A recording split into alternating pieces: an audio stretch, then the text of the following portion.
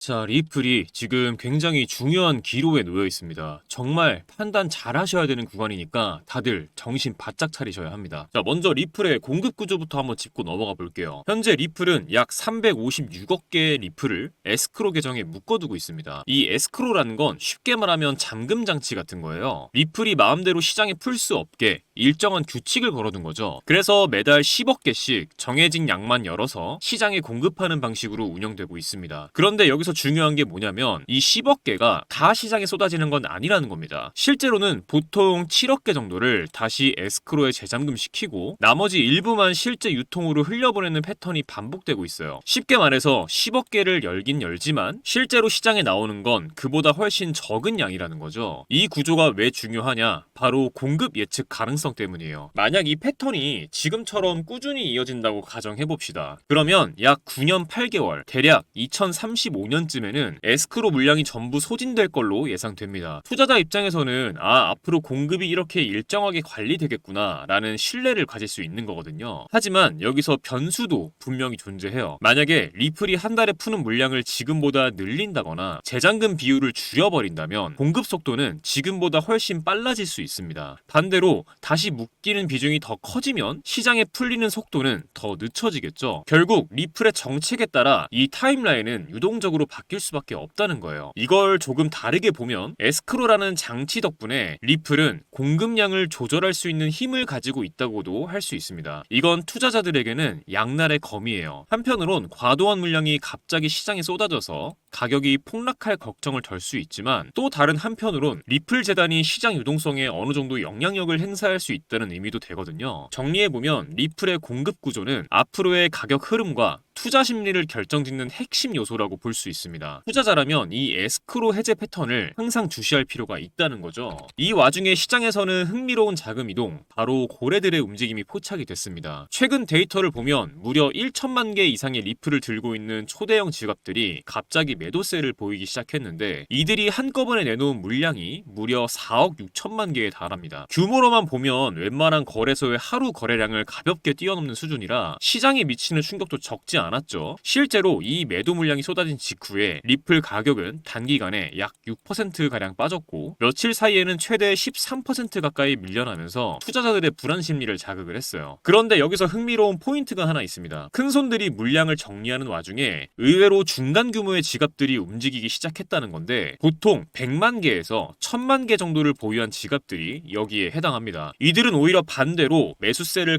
강화하면서 새롭게 약 1억 3천만 개의 리플을 사들였다는 통계가 나왔어요. 이 상황을 어떻게 해석해야 될까요? 먼저 초대형 지갑, 즉 고래들이 물량을 던졌다는 건 단기 차익 실현 성격이 강하다고 볼 수 있어요. 리플은 최근 글로벌 송금 솔루션 확산, ETF 기대감 등 여러 호재가 겹치면서 가격이 한 차례 상승을 했죠. 이 구간에서 일단 수익을 챙기고 나간 거라고 해석할 수 있습니다. 반면 중형 투자자들은 같은 장면을 다르게 해석했다는 거죠. 가격이 눌릴 때가 오히려 매수 기회로 봤다는 겁니다. 그래서 고래들이 던진 물량을 일부 흡수하면서 향후 반등을 대비해 포지션을 늘리는 그림이 나온 거예요. 결국 이건 시장 심리의 전형적인 교차점이라는 거죠. 단기적으로는 차익 실현과 저점 매수가 부딪히면서 가격 변동성을 크게 키우는 구간이 될 수 있고요. 하지만 더 길게 본다고 하면 이런 흐름은 리플 생태계가 단순히 몇몇 큰 손에 의해 움직이는 게 아니라 다양한 층위의 투자자들이 서로 다른 전략으로 대응하면서 균형을 만들어가는 과정이라고 볼 수도 있습니다. 기술적인 흐름을 조금 더 깊게 들여다볼게요. 현재 리플 가격은 단기 추세를 가늠하는 핵심 지표인 50일 이평선 아래에서 움직이고 있습니다. 보통 이동평균선은 시장 참여자들의 심리를 그대로 반영하는데 특히 51선은 단기와 중기 사이의 교차점 역할을 하기 때문에 이를 밑돈다는 건 시장이 아직 뚜렷한 반등 동력을 찾지 못하고 있음을 보여줍니다. 지금 리플은 3,900원에서 4,000원 구간을 중요한 지지선으로 시험 중입니다. 이 구간은 과거에도 매수세가 강하게 유입되며 반등을 만들어냈던 자리이기 때문에 다시 한번 시장의 매수 심리를 가늠하는 기준이 되고 있거든요. 만약 이 가격대를 지켜내지 못한다면 투자자들은 불안 심리에 휩싸일 수 있고 단기적으로는 3,600원에서 3,800원 구간까지 추가적인 조정이 나타날 가능성이 있습니다. 이 구간 역시 과거 매물대가 형성된 지점이라 다음 방어선으로 작용할 수 있는 자리라고 볼 수 있어요. 반대로 현재의 지지 구간에서 리플이 안정적으로 반등에 성공한다면 이야기는 달라집니다. 단기 매도세가 소진되고 그리고 새로운 매수세가 유입되면서 가격은 곧바로 4,700원 이상을 돌파 시도할 수 있어요. 그 위로는 심리적 저항선인 4,900원대가 자리 잡고 있는데 만약 이를 무난히 넘어선다면 기술적으로는 더 큰 폭의 상승 5,500원 돌파 가능성까지 열리게 됩니다. 이 과정에서 거래량이 뒷받침된다면 상승세는 더욱 강력해질 수 있고 시장 전반에도 긍정적인 기대감을 확산시킬 수 있겠죠. 결국 지금 리플의 차트는 일종의 갈림길에 서 있다고 할 수 있습니다. 지지선을 방어하며 반등의 발판을 만들 것이냐 아니면 힘에 붙여서 한 단계 더 조정받을 것이냐가 이번 구간에서 결정될 수 있어요. 단타 관점에서는 3,900원 선을 지켜내는지 여부가 굉장히 중요한 체크 포인트가 될 것이고 중장기 투자자라면 추가 하락 시에 분할 매수 전략을 고민해 볼 수도 있는 구간입니다. 결국 지금 리플의 상황을 보면 시장 심리와 자금 흐름 그리고 기술적 지표까지 종합적으로 판단해야 하는 중요한 기로에 서 있다는 걸 알 수 있습니다. 그렇다면 이렇게 불확실한 시장 속에서 우리가 실제로 어떻게 대응할 수 있을까가 바로 다음 질문이 됩니다. 사실 여기서 많은 투자자가 흔들리고 실수를 하게 되거든요. 저도 그랬었죠. 과거에 얼마나 많은 기회를 그렇게 의심하다가 놓쳐왔는지 셀 수도 없습니다. 그런데 정말 단순하면서도 한 가지 확실한 사실을 깨달았어요. 종목도 종목이지만 정확한 진입 타점, 정확한 익절 타점, 정확한 손절 타점 이 세 가지를 확실히 알고 있어야만 수익을 낼 수 있다는 걸요. 결국엔 타점이 문제다라는 거죠. 그런데 문제는 이게 사람의 감으로는 정말 어렵다는 거예요. 그러다가 저는 한 가지 방법을 찾았습니다. 저는 이 방법을 사용해 한 달 동안 70% 정도 수익을 가져갔고 굉장히 만족스럽게 매매를 하고 있어요. 바로 AI 매매 프로그램입니다. 이 프로그램은 업비트와 연동돼서 이평선, 볼린저 밴드 등 실거래 데이터를 기반으로 매수 매도 타이밍을 잡아서 신호를 드리는데요. 말씀만 드리는 것보다 직접 보시는 게 빠르시겠죠? 자, 종목은 지토 8월 12일 오후 9시 37분에 2,471원 진입가 나와있죠. 이 타이밍에 매수 신호를 드렸었고 다음 날인 8월 13일 오후 1시 17분에 매도가 2,720원으로 10% 정도 수익을 보고 나왔습니다. 다음 종목도 볼게요. 종목은 포켓 네트워크이고 8월 12일 오후 9시 43분에 55.1원 부근에서 매수 신호를 드렸었고 다음 날인 8월 13일 오전 10시 8분에 63.6원 수익률 15%대에서 매도 신호가 나왔습니다. 마지막으로 하나만 더 볼게요. 종목은 레이디움이고 8월 12일 오후 9시 37분에 4,295원 부근에서 매수 신호가 나왔고 다음 날인 오후 1시 16분에 4,997원 수익률 16%대에서 매도 신호가 나왔습니다. 이런 식으로 타점이 감지되면 그 순간 신호를 보내줍니다. 이 종목 지금 진입 가능하다. 이제 슬슬 익절 구간이다. 이런 식으로요. 물론 100% 완벽하게 수익만을 보여준다 이런 건 아닙니다. 이 프로그램을 사용하면 일확천금을 얻을 수 있다 이런 말씀 드리는 것도 아니에요. 하지만 중요한 건 내 감정이 아니라 데이터를 기반으로 매매할 수 있게 되었다는 것, 이 부분이 정말 큰 차이를 만들어냅니다. 많은 분들이 한 방에 큰 수익을 내고 싶어 하시죠. 그 마음도 충분히 이해합니다. 하지만 한 방에 큰 수익을 내는 전략은 그만큼 큰 리스크와 긴 시간을 감수해야 합니다. 그보다 훨씬 더 현실적인 방법은 매일 3%, 5%씩 수익을 쌓아가면서 리스크는 최소화하는 방법이에요. 그런데 하루에 5% 수익 봤다. 이 얘기 들으면 어떤 생각 드시나요? 얼마 안 된다고 생각하셨죠? 정말 그럴까요? 1,000만 원을 가지고 하루에 5%씩 15일 동안 수익을 냈다고 가정해보겠습니다. 얼마가 될까요? 놀라지 마세요. 총 수익금은 1,078만 원, 원금 포함 2,078만 원이 됩니다. 2,000만 원으로 시작했다면 4,157만 원, 3,000만 원으로 시작했다면 6,236만 원입니다. 이게 제가 앞서 말씀드린 리스크는 최소화하면서 조금씩 수익을 쌓아갔을 때 만들어낼 수 있는 결과입니다. 결국 중요한 건